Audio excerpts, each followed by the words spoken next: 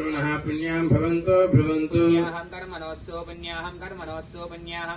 यत् पुण्यं नक्षत्रं तत्पुण्यं यदा सूर्य उदेति अथ नक्षत्रं नैति यावत् सूर्यो गच्छेत् यत्र जघन्यं पश्येत् तावत् कर्वे तत्काले स्यात् पुण्याः एव कृते असाय मङ्गलम् उल्लासपल्लविदपालित सप्तलोकी निर्वाहाकोडगिरेम कटाक्षरीराम् श्रीरङ्गहङ्गितलमङ्गलदीपलेखाम् श्रीरङ्गराजमिषीम् श्रियमाश्रयामः मङ्गलम् चक्रराजाय महनीयगुणाब्धये पद्मनाभकलाम्भोजपरिष्काराय मङ्गलम् महाङ्काय वीरोल्काय दिल्काय तेजोल्काय सहस्रोल्काय किरीटा कुण्डला वनमाला श्रीवत्स कौस्तुभ पद्मा शङ्ख चक्र गदा पादाग्रे गरुडमुद्रां प्रदर्श्य यतन्ते पुण्डरीकाक्ष नमस्ते विश्वभावन नमस्ते ऋषिकेश महापुरुष पूर्वज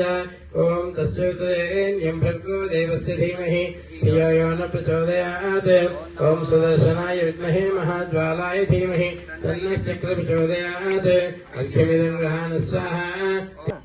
ఆయన ఇంకా వ్యాపారం చేస్తూనే ఉన్నాడు. దాదాపు 90 సంవత్సరాలు వచ్చింది.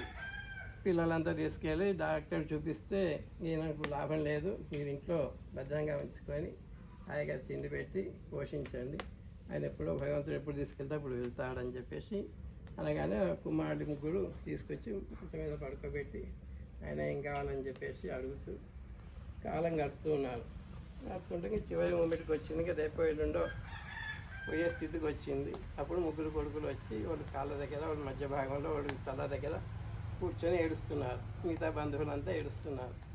ఏడుస్తుంటే అప్పుడు వాడు అడుగుతాడు, ఏదో పెద్దవాడేరా నీ తల దగ్గర ఉన్నాడు నాన్న ఏడుస్తున్నాడు, మధ్యవాడేరా నీ చేతులు ఒత్తుతున్నాడు, చివరి వాడేరా నీ కాళ్ళ దగ్గర కూర్చొని ఏడుస్తున్నాడు. అంటే ముగ్గురు ఇక్కడే ఏడవకపోతే ఎవరైనా వ్యాపారం చూసుకోవచ్చు కదా అని చెప్పేసి,